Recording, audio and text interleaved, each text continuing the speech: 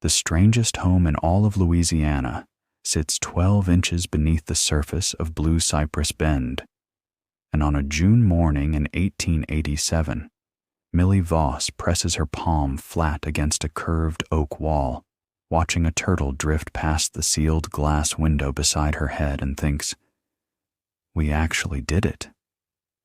3 months earlier, Samuel Voss had stood at the edge of that same swamp with $70 in his coat pocket and a new wife on his arm, staring at water so blue-green it looked painted.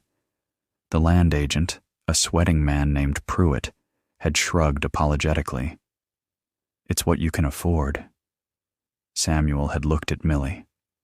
Millie had looked at Samuel. "Worth isn't always what other people decided it was," she said quietly.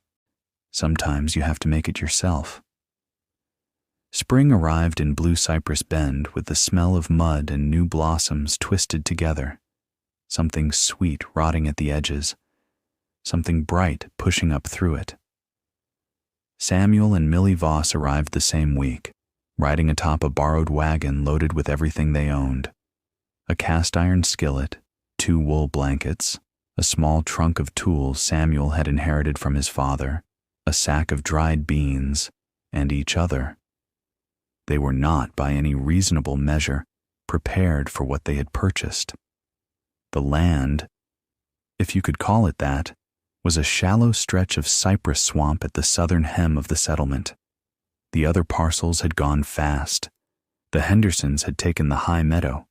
The Bauer family had the ridge. Aunt Old Widow Fitch had snapped up the half-acre beside the creek before the ink on the deed was dry. What remained for Samuel and Millie, after their money was counted twice and then a third time, was 40 feet of murky shoreline and roughly an acre of water 2 feet deep, filled with cypress knees, Spanish moss hanging like curtains, lily pads the size of dinner plates, and a silence that felt almost deliberate. "It's blue," Millie said, the first time she waded into her ankles. She looked down. The water was genuinely, startlingly blue-green, the color of shallow Caribbean sea in a painting she'd once seen in a shop window. It was caused, she would later learn, by the particular limestone shelf beneath and the angle of the cypress canopy above. But standing in it that first afternoon, she only knew it was beautiful in a way that surprised her. Their neighbors were kind but unconvinced. Ruth Bauer brought cornbread the second evening and stood at the tree line, looking out at the water. "You'll build on that rise there?" she asked, pointing at a narrow strip of higher ground barely wide enough for a garden. "We have another idea," Samuel said. Ruth smiled politely meaning, "I believe you are going to suffer considerably." Samuel smiled back. He had grown up poor enough to know that suffering and failing were not the same thing. The idea had come 3 weeks before the move, in the yard of Hargrove's Cooperage in Beaumont, where Samuel had gone to look for barrel hoops to repair a fence. He had found instead an enormous freight barrel, white oak, iron-banded, 6 feet in diameter and 8 feet long, sitting abandoned behind the shop. It had carried spirits north and come back cracked along one stave, and Hargrove had no use for it. "What would you take for that?" Samuel asked. $4 in the hauling," Hargrove said, expecting nothing. Samuel stood very still for a long moment. He was doing something in his mind, measuring, calculating, imagining. Then he walked back to the wagon where Millie was waiting and said 3 words she would remember for the rest of her life. "I have it." Millie listened to the whole plan on the ride home, saying nothing until Samuel finished. Then she said, "You want to live inside a barrel, in the swamp, underwater." 12 inches under, Samuel said. 14 at most. The barrel's watertight by design. We reseal every seam with pitch and tar. I set it horizontal on the swamp floor, Brace it with cypress posts so it can't roll. It will roll. Not if we collar it properly. 4 posts, 2 iron collars, set into the mud. The mud will shift. Then we use wider footings, flat cedar planks beneath each post, spread the weight. Samuel, I know how it sounds. It sounds, Millie said carefully, like the sort of idea a man gets when he has been looking at a problem too long and his eyes have gone a little funny. She paused. It also sounds like it might actually work. He looked at her quickly. I'm not saying it will, she added. I'm saying I can see the shape of how it might. You'd need 2 smaller barrels for air and entry, vertical shafts coming up above the waterline. That's exactly what I was. And glass in the side somehow. For light, or river glass, or salvaged window glass, set in with putty and framed in iron so the pressure doesn't push it out. The pressure at 14 inches is less than 2 pounds per square inch. Glass can handle. I know what glass can handle, Millie said with a small private smile, because she had grown up in her uncle's glazing shop and she knew more about glass than Samuel had thought to ask. You'll also need a way to manage condensation inside, a sleeping loft to get up off the floor in case of seepage, and some method of venting cook smoke. Samuel stared at her. The smoke is the hardest part, she continued thoughtfully. I've been working it through. If the vent barrel is tall enough and the draw is strong enough. Millie, Samuel said, were you already planning this? She folded her hands in her lap. I started thinking about it the minute you said $4 and the hauling. They shook hands over it, right there in the wagon, which made them both laugh, shaking hands with your own wife over a scheme to live underwater in a barrel. But the handshake made it real, made it a decision rather than a dream. The following Monday, Samuel paid Hargrove his $4, hired 2 men with a mule team to help move the barrel to a flat-bottomed river skiff, and began the slow, absurd, magnificent journey down to Blue Cypress Bend. Millie rode beside the barrel the whole way, one hand resting on the oak staves as though steadying a large and peculiar friend. Ruth Bauer had begun stopping by most mornings, ostensibly to check on things, genuinely because she could not stay away from whatever was happening down at the waterline.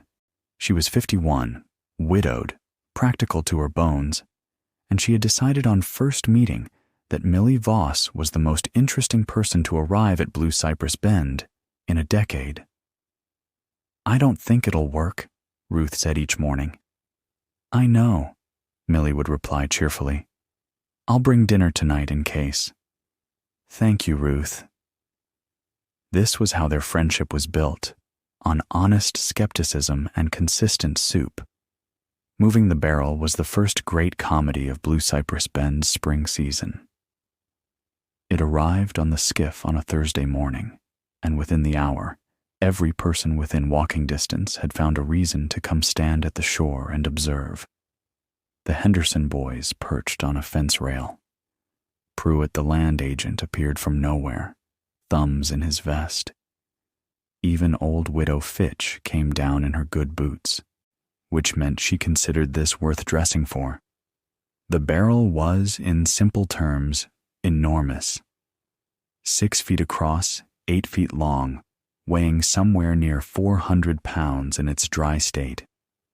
Getting it off the skiff and into the water without it rolling into the deep channel required 4 men, 2 lengths of rope, a system of poles Samuel had rigged as a kind of makeshift crane, and a very great deal of shouting. It rolled anyway, twice. The first roll sent it sideways into the shallows with a sound like a slow thunderclap and a wave that soaked everyone within 10 feet to the knee. The Henderson boys fell off the fence rail laughing. Pruitt stepped back just in time. Widow Fitch was not amused. The second roll happened when they were trying to right it, and was caused by the mule expressing an opinion about the whole situation.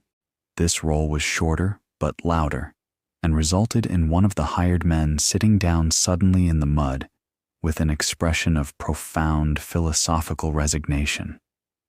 Samuel stood in the water, soaked to the chest, and looked at his wife. Millie was also soaked. She had waded in to help manage one of the guide ropes and had gone knee-deep in mud at some point. Her hair was coming undone. She had swamp grass on her sleeve. She was laughing so hard she was nearly silent, shoulders shaking, hand pressed over her mouth. "Still want to do this?" Samuel called. "More than before," she called back. It took until early afternoon to get the barrel positioned correctly, horizontal, settled into the sandy mud of the swamp floor, with its long axis running roughly east to west, so that the morning light would come through the western glass port and the afternoon light through the eastern one. Samuel had measured this out in his notebook with careful compass markings. Even while laughing at himself for the notebook, he trusted the notebook. The two smaller barrels, 30-gallon casks, also from Hargrove, bought for 50 cents each, were harder to position than they were to move. They would serve as the entry shaft and the air shaft, rising vertically from holes cut in the top curve of the main barrel, extending upward past the waterline by 3 feet each. The connections had to be absolutely sealed, and the cuts had to be clean. Samuel had borrowed a proper barrel saw and practiced the cuts on scrap wood for 3 days before touching the main barrel. When he finally made the first cut, a 12-inch circular opening in the top of the great barrel, the crowd at the shore grew noticeably quieter. Even the Henderson boys stopped laughing. Something was actually happening. Millie was inside the main barrel for the first cuts, lying on her back with a lantern held up in one hand, calling out measurements and checking the saw's path against a chalked circle she had drawn from the inside.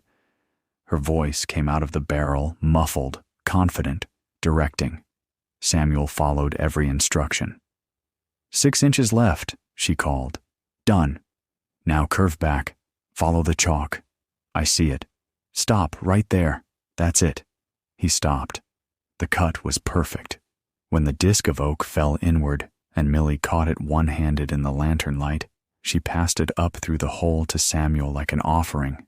When Samuel held it up to the watching crowd, with an expression so genuinely triumphant that Ruth Bauer, standing at the tree line with her soup pot, started clapping. One by one, reluctantly, and then with increasing enthusiasm, the others joined in. Even Widow Fitch. The ceiling took 4 days and was, in Millie's private assessment, the most satisfying work she had ever done. They used pine tar for the barrel seams, working it into every groove with a wide iron spatula heated in the campfire they'd built on the narrow shore. The smell was extraordinary, sharp and dark and ancient, the smell of ships and forests pressed together. Samuel worked the exterior seams while Millie did the interior, and they passed observations back and forth by rapping knuckles on the oak. 2 knocks, meaning, check this seam, 3 meaning this one is good. 1 long, slow knock, meaning, come look at this. It's interesting. They discovered the glass arrangement on the 3rd day, which was later than Samuel had planned, because the first attempt at setting glass into the side ports had failed when he'd underestimated the flexibility of the hull. Millie solved it with a rolled iron collar she had drawn out and described so clearly that the settlement's one blacksmith, a taciturn bohemian man named Dvorak, had fabricated it in an afternoon just to see if the drawing was right. It was. He'd charged them 30 cents and had said nothing, but he came back the next morning with a second collar he had made on his own initiative, better than the first. For the other port, he said, handing it over. What do we owe you? Samuel asked. Dvorak looked at the barrel. He looked at Samuel. "Tell me when it doesn't sink," he said, and walked back up the shore. Each glass port was 3 inches thick, salvaged from a ruined greenhouse in Opelousas. Millie had written for it specifically, describing the dimensions needed. The glass was slightly blue-green itself, which meant that light coming through it into the barrel interior took on the quality of light at the bottom of a clear lake. Warm at the edges, cool at the center, soft in a way that lantern light alone could not manage. The day they first sealed the main barrel completely and tested it by filling it with water from the outside, a bucket brigade involving everyone who happened to be present, and found not one drop inside, Samuel and Millie stood in the empty, dry interior for a full minute, saying nothing. The barrel smelled of tar and oak and something mineral, like a cave. The light through the glass ports made slow shapes on the curved walls as reeds moved in the water outside. You could hear the swamp, not loudly, but as a kind of bass note, water and creatures and wind through cypress, pressed to a murmur by the walls. "It sounds like being inside a held breath," Millie said. "Is that good?" "It's the best thing I've ever heard." They built the interior over the following week, working from a sketch Millie had drawn on brown paper. A sleeping shelf along the north wall, raised 14 inches off the floor, high enough to stay dry in any reasonable seepage situation, low enough to sit up on without bending. A small work surface opposite, mounted on 2 iron brackets Dvorak had thrown in without being asked, where Millie set a tin basin and their kit of kitchen tools. A plank shelf between the air shaft entrance and the east glass port, where the lantern could hang without touching anything flammable. A waxed canvas curtain over the entry shaft opening to stop drafts. On the last evening before they moved fully in, Samuel hauled in their 2 wool blankets, their skillet, and the small wooden box containing Millie's few kept items. A letter from her mother, a folded silk ribbon, a small framed photograph of the 2 of them on their wedding day. He set the photograph on the shelf beside the lantern, where the blue-green light fell across it softly. Millie came down through the entry shaft, dropped to the sleeping shelf, looked at the photograph, and then looked up at the curved oak ceiling 2 feet above her head with an expression Samuel would spend the rest of his life trying to find a word for. "Home," she said. That was the word. June arrived, and with it, the real heat. Blue Cypress Bend baked. The Henderson cabin became a sweatbox by mid-morning. Ruth Bauer's kitchen registered temperatures that made bread dough rise in half the usual time, and made Ruth herself sit very still by the window with a wet cloth on her neck. Mosquitoes rose from every standing puddle in clouds that were almost audible. In the barrel beneath the water, Samuel and Millie Voss slept through the hottest nights of the decade in a steady, unmoving 64 degrees, wrapped in 1 blanket, listening to the muffled world above them. Their neighbors began to notice. The noticing began with questions and proceeded rapidly into opinions, which was the natural order of things in a small settlement. The Henderson boys, who had laughed loudest on moving day, were also the first to come around with a different manner. Bram Henderson, 18, angular, with the particular dignity of a young man who suspects he has been wrong about something, stopped Samuel at the woodpile one morning in early June. "How cold does it get in there?" he asked, with exaggerated casualness. "About 64 degrees in the heat of the day," Samuel said, setting a log. "Probably 58 at night." Bram said nothing for a moment. "We've been at 89 in the cabin since last Tuesday." "I know," Samuel said, not unkindly.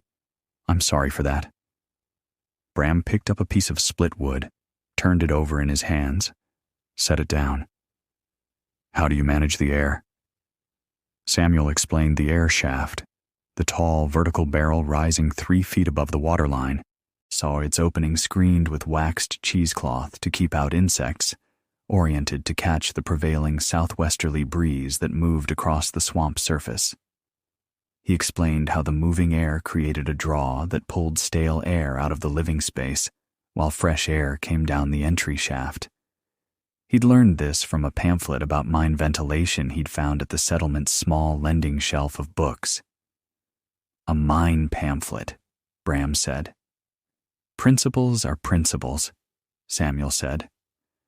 Bram went away, appearing thoughtful, and came back that afternoon with his brother Clem, who was 16 and even more elaborately casual about the whole visit.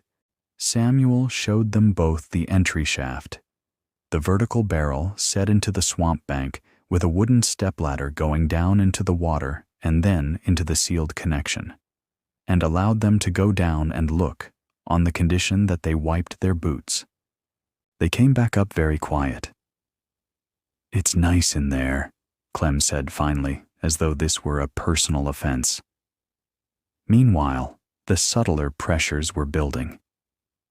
Pruitt, the land agent, had begun telling people in town that the Voss property, which he had sold as essentially worthless, was developing into something of an attraction, and that he had, of course, recognized its potential all along. Samuel heard this reported back to him third hand and smiled at his boots about it. Less amusing was the conversation Millie had with two women from the settlement's northern edge, who came ostensibly to bring a pie and remained to deliver a considered opinion that what Samuel and Millie were doing was unwholesome, the word deployed with a weight that encompassed several unstated concerns. Living under the water was not natural, and the swamp was not a fit place for a Christian home. Had they considered that the barrel might fill without warning while they slept? Millie thanked them for the pie, which was genuinely excellent, peach with a good lattice crust, and answered the safety questions with careful technical specificity.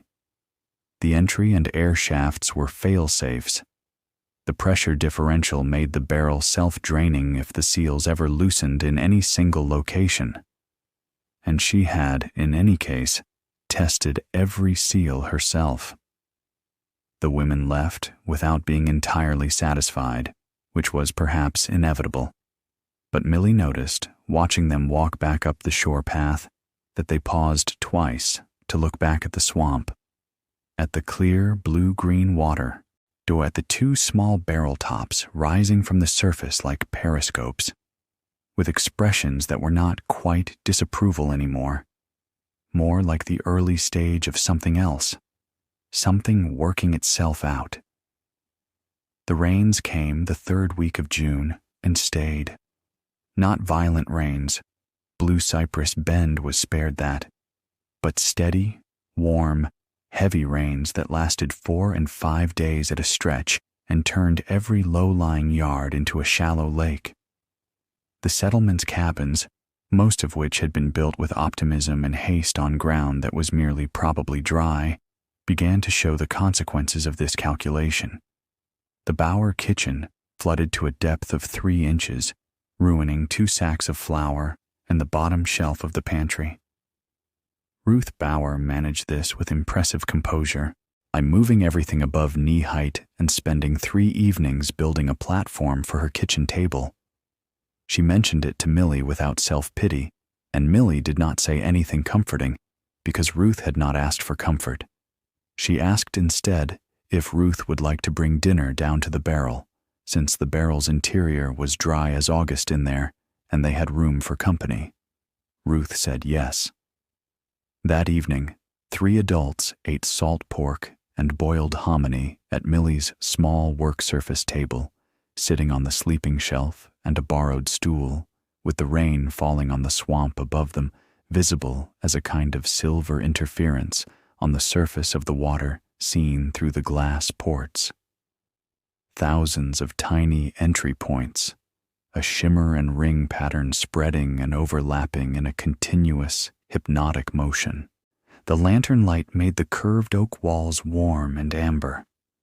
The sound of the rain was a low percussion, intimate and completely removed from its force. Ruth ate in silence for a while and then said, "I owe you an apology." "No, you don't," Millie said. "I told my sister in a letter that you'd built something foolish and I would tell her when it fell apart so she could see I was right about people." Ruth looked at her soup. "I'm going to write her a different letter." Samuel, with great tact, found something to examine on the opposite wall.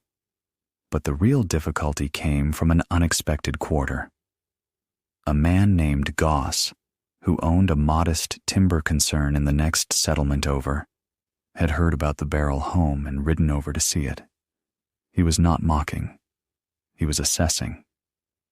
He stood on the bank with narrow eyes and a proprietary air, and he told Samuel that the property was sitting on what he believed was a navigable water channel, and that he intended to apply to the county to have it surveyed as such, which would put the Voss parcel into a different legal category entirely. Samuel did not know enough law to know if this was true. The uncertainty of it sat in his chest like a cold stone for 3 days, during which he spoke less than usual and ate without tasting his food. Millie noticed. Millie always noticed. On the 3rd evening, she laid out everything she knew on the work table: the deed, the county plat she had borrowed from the land office in town, and a letter she had drafted to the county surveyor's office asking for a clarification of navigable waterway definitions under Louisiana statute. "The water is less than 2 feet deep over 90% of the parcel," she said, pointing to the plat. "No draft vessel deeper than a canoe can pass. The definition of navigable requires a minimum commercial draft. We are well below it." Samuel read the letter. It was precise, polite, and constructed with the kind of careful logic that left very little room for argument. "When did you write this?" he asked. "The day Goss came," Millie said simply. "I was worried too. I just thought writing might help more than worrying." He looked at her for a long moment. "Send it," he said. The county surveyor's reply came 11 days later, and it said the channel question would require an in-person inspection, date to be determined, outcome uncertain. 11 words buried in bureaucratic language that meant, "We don't know yet, and you must wait." And the waiting was the hardest part. Samuel sat on the bank one evening while Millie was inside, and he looked at what they had built. The 2 small barrels rising from the blue-green water like the chimneys of a house no one could see, and felt the weight of the possibility that none of it would be allowed to stand. He did not go down to the barrel that night. He slept on the bank under a canvas lean-to they had kept from the first nights, and he lay awake, listening to the swamp sounds, frogs and water and the slow movement of wind in the cypress, and let himself consider, fully and honestly, what it would mean to lose this. Not just the barrel, the idea.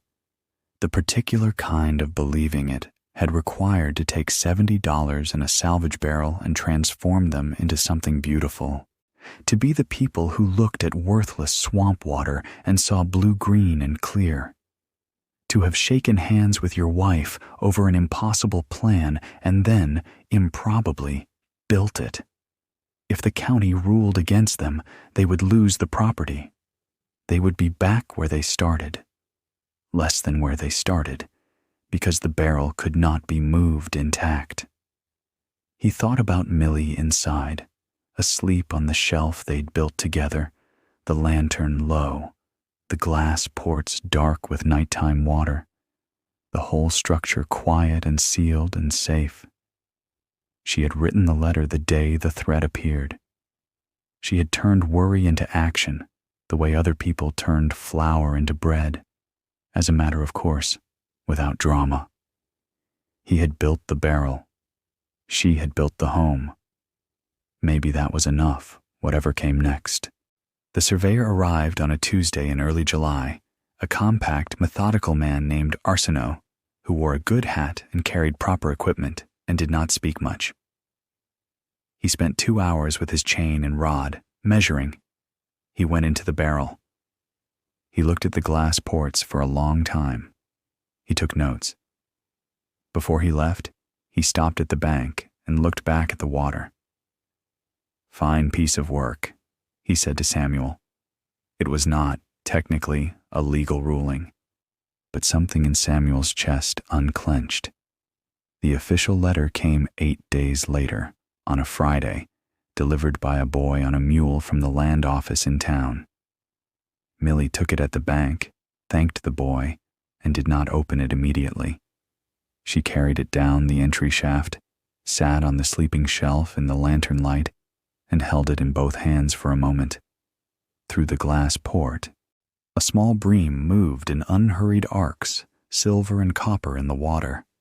She opened it. The channel claim had been reviewed. The waterway in question did not meet the statutory definition of navigable under Louisiana Code Section 12, Article 4. The Voss property boundaries were confirmed as platted. No further action was required. Millie sat very still. Then she put the letter down on the shelf, pressed both hands flat on her knees, and breathed out. A long, slow breath that seemed to have been held since the morning Goss had appeared on the bank with his narrow eyes. She climbed the entry shaft and found Samuel splitting wood 20 feet away, and she walked to him directly and handed him the letter without speaking. He read it again. He set down the axe. They stood together in the morning light for a moment that felt long and had no words in it. And then Samuel put his arms around his wife, and she put her face against his shoulder. And they stayed there, neither of them quite laughing, neither of them quite crying, until the feeling passed into something quieter. "We should tell Ruth," Millie said finally. Ruth was at their bank within the hour. She read the letter, nodded once in the manner of a person whose hope has been confirmed rather than surprised, and said she was making a celebration cake that evening, and it would involve both pecans and good vanilla, and no one was going to argue with her about it. No one argued. The celebration that night drew more people than the barrel-moving day had, which was remarkable given that the barrel moving had included a mule and 2 accidental river soakings.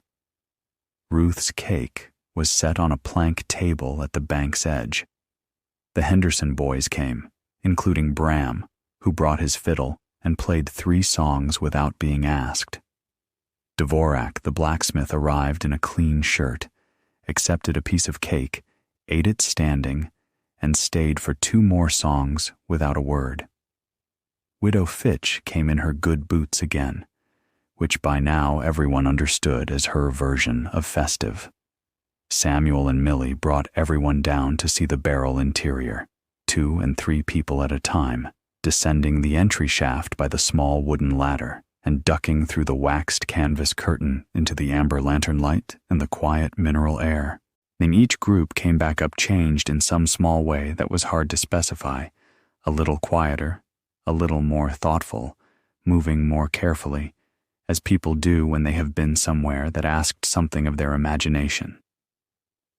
"It smells like the bottom of a river," Bram Henderson said, meaning it as the highest possible compliment, and sat on the bank, thinking about it for a long time afterward. In the weeks that followed, something shifted in how Blue Cypress Bend saw its 2 newest members. Not immediately. These things never move immediately in a settlement where people have known each other's business for years and new opinions require evidence. But the shift was real, and it moved on several tracks at once. Dvorak, who had never before made anything without being paid for it, now quietly asked Samuel one morning whether he would want a second iron port frame. Better than the first 2, he had an idea for a tighter fit. Samuel said yes. Dvorak made it and brought it on a Sunday, and they installed it together without discussing money, which in its own way was a more significant statement than any he might have made with words. Ruth Bauer wrote to her sister, and the letter she wrote described the barrel home in careful detail, with a sketch she made herself showing the cross-section. Main barrel, 2 shafts, glass ports, sleeping shelf. Her sister wrote back asking 3 technical questions. Ruth asked Millie the questions. Millie answered them and added 2 things Ruth hadn't thought to mention. The correspondence continued. It became, eventually, a small record of something real being built in an unlikely place by 2 unlikely people. The women who had brought the peach pie and the unwholesome concerns came back in August during the second stretch of terrible heat, when their own cabins were very nearly uninhabitable. They did not say much about their previous visit. They asked, with careful dignity, whether they might come down and see the inside of the barrel for themselves. Millie said of course and showed them down. They stayed for nearly an hour. When they left, one of them, the one who had used the word unwholesome with the most conviction, paused at the top of the entry shaft and looked at Millie with an expression that required no translation. "I was wrong about this," it said plainly, "and I am choosing to say so with my face rather than my mouth, which is the best I can manage." Millie understood completely and answered with a small, warm nod that meant, "I know. It's all right." On the last evening of August, Samuel and Millie sat together on the bank in the early dark, their feet in the water, the cypress and the lily pads and the Spanish moss all soft and gray around them, the swamp settling into its nighttime sounds. Below them, invisible from the surface, sealed and still and full of lantern warmth, their home. "Do you ever wonder," Samuel said, "what we'd have done with good land?" Millie considered this honestly. "Built something ordinary," she said, "and been happy enough. And this way?" She looked at the water, at the 2 small barrel tops catching the last of the evening light, at the blue-green shimmer that still, even now, looked exactly like something from a painting she had once glimpsed through a shop window. "This way, we built something ours," she said, "and we're more than happy enough," which turns out to be a very different thing. Samuel watched a firefly trace a slow arc above the water and vanish. "Same land that no one wanted," he said. "Same land," she agreed. "Different eyes." In the last light of that August evening, if you had stood at the edge of Blue Cypress Bend and looked out across the water, you would have seen 2 small barrel tops rising from the surface like curious markers, and below them, just visible through the blue-green shimmer, the warm amber glow of a lantern inside a curved oak wall. You might have looked twice. You would have been right to. And if you had gone closer and pressed your ear to the water, you would have heard, very faintly, laughter rising up through 12 inches of the most beautiful swamp in Louisiana. Someone had made something worth something right where no one expected.